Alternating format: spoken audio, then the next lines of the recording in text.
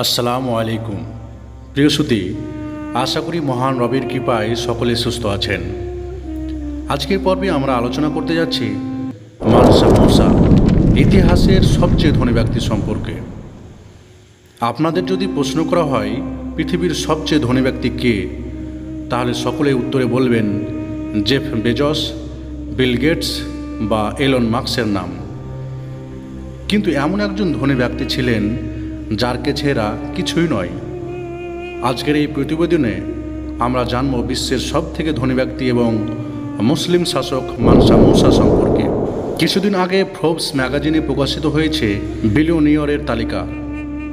সেই তালিকায় সেরা ধনী হয়েছেন অ্যামাজনের প্রতিষ্ঠাতা জেফ বেজস। 131 বিলিয়ন বা 10,100 কোটি ডলার সম্পদের মালিক জেফ বেজস বর্তমান সময়ের সবচেয়ে ধনী ব্যক্তি। তবে সর্বকালের সেরা ধনী মানসা মুসা সম্পদের কাছাকাছিও তিনি নেই। 14 শতকে পশ্চিম আফ্রিকার এই মুসলিম শাসক এতটাই ধনী ছিলেন যে তার দানশীলতার কারণে একটি পুরো দেশের অর্থনীতিতে পর্যন্ত ধস নেমেছিল। মুসার সম্পদের যে শ্বাসরুদ্ধকর বর্ণনা পাওয়া যায়, তাতে আসলে তিনি যে কতটা সম্পদশালী এবং ক্ষমতাশালী ছিলেন তা ধারণা করাও কঠিন।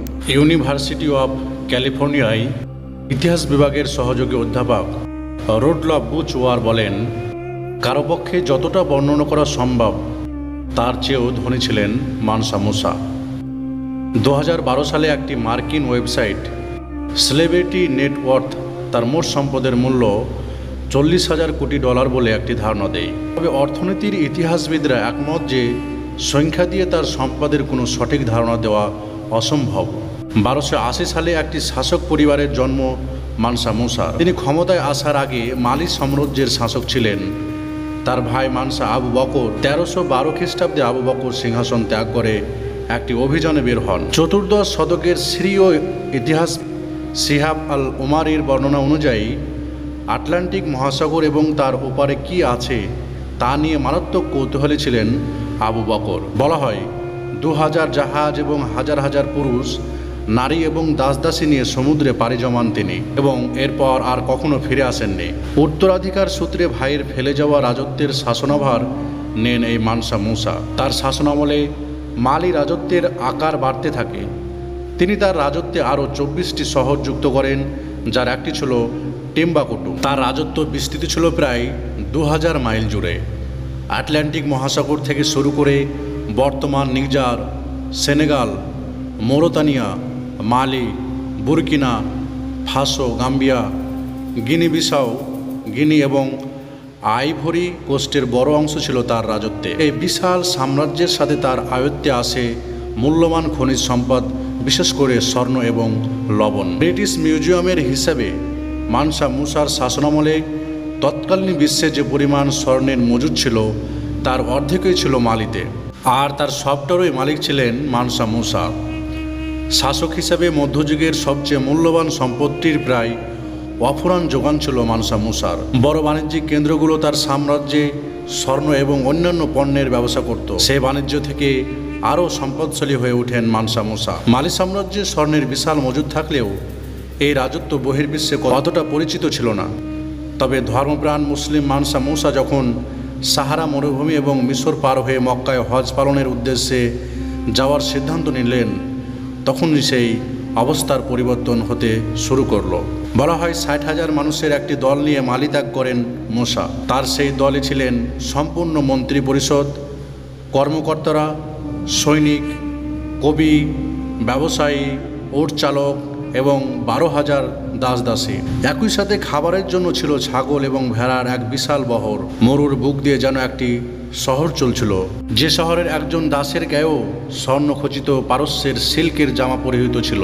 শহরের সাথে চলছিল শত শত উটের বহর, যার প্রতিটির পিঠে ছিল শত শত কেজি খাঁটি সোনা। দেখার মতো দৃশ্য ছিল সেটি।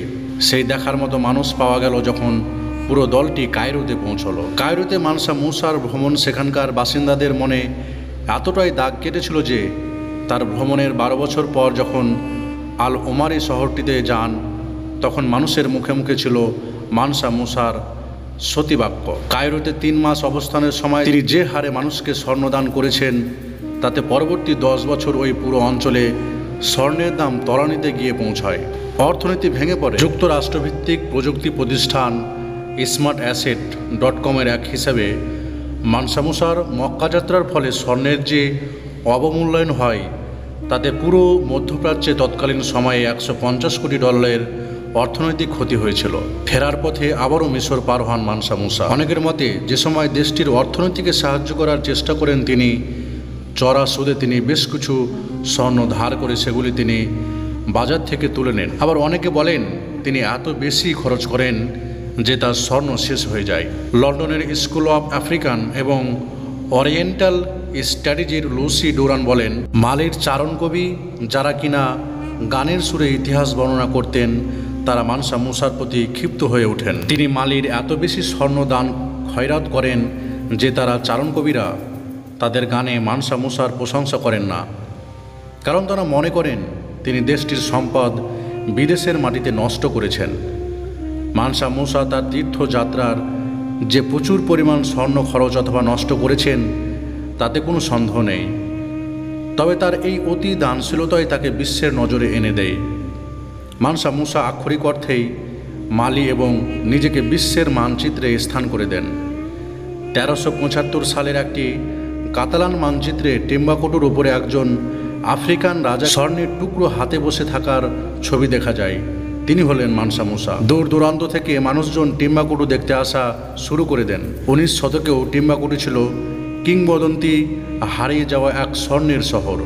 ভাগ্যান্বেষে ইউরোপীয়রা খোঁজ করতেন এই টিম্বাকটুর, আর এর পেছনে মূল কারণটি ছিল 500 বছর আগে মানসা মুসার সেই শাসনামল। মক্কা থেকে বেশ কয়েকজন ইসলামী চিন্তাবিদকে সাথে নিয়ে আসেন মানসা মুসা, যাদের মধ্যে ছিলেন নবী মুহাম্মদের সরাসরি বংশধর এবং একজন আন্দালুসিয়ান কবি ও স্থপতি আবু হক সাহেলি, যাকে কিনা বিখ্যাত জিঙ্গার এবার মসজিদের নকশার হিসেবে ধারণা করা হয়। মানসা মুসা সেই কবিকে পারিশ্রমিক হিসেবে 200 কেজি স্বর্ণ দিয়েছিলেন বলে কথিত আছে, যার বর্তমান বাজার মূল্য $82 লক্ষ মার্কিন ডলার। শিল্প এবং স্থাপনায় উৎসাহ দেওয়ার পাশাপাশি তিনি সাহিত্য ক্ষেত্রে অনুপ্রেরণা দেন, স্কুল, লাইব্রেরি এবং মসজিদ তৈরিতে অর্থদান করেন। অল্প সময়ের মধ্যে টিম্বাকটু হয়ে ওঠে শিক্ষার কেন্দ্র এবং সারা বিশ্বে থেকে মানুষজন সেখানে পড়তে আসা শুরু করে, যা পরবর্তীতে পরিচিত হয় সাংকোর বিশ্ববিদ্যালয় নামে। ধনী সেই রাজাকে পশ্চিম আফ্রিকায় শিক্ষার প্রসারের অগ্রদূত হিসেবে বিবেচনা করা হয়, যদিও সেই সাম্রাজ্যের বাইরে তার সেই গল্প খুব কম মানুষই জানতে পেরেছিলেন। দ্বিতীয় বিশ্বযুদ্ধের সময়কার ব্রিটেনের প্রধানমন্ত্রী উইনস্টন চার্চিল বলেছিলেন, ইতিহাস লেখে বিজয়ীরা। 1337 সালে 57 বছর বয়সে মানসা মুসার মৃত্যুর পর তার ছেলেরা আর সেই সাম্রাজ্যে ধরে রাখতে পারেননি। ছোট রাজ্যগুলো একে একে বেরিয়ে যেতে থাকে এবং একসময় পুরো সাম্রাজ্য ধসে পড়ে। পরবর্তীতে ইউরোপীয়দের আফ্রিকায় উপনিবেশ স্থাপন ছিল প্রতাপশালী সম্রাট মানসা মুসার কফিনের শেষ পেরেক। মধ্যযুগের ইতিহাসকে এখনও অনেকটা পশ্চিমা ইতিহাস হিসেবেই দেখা হয়। মানসা মুসার কাহিনী কেন এতটা প্রচারিত নয় তার ব্যাখ্যা দিতে গিয়ে বলেন ব্লক মিউজিয়ামের পরিচালক লিসা কোরিন গ্যাজিও। আজকের পর্ব এতটুকুই। খুব শীঘ্রই পরবর্তী নতুন কোনো বিষয় নিয়ে আপনাদের সম্মুখে হাজির হব ইনশাল্লাহ। আসসালামু আলাইকুম ওয়া রাহমাতুল্লাহি ওয়া বারাকাতুহু।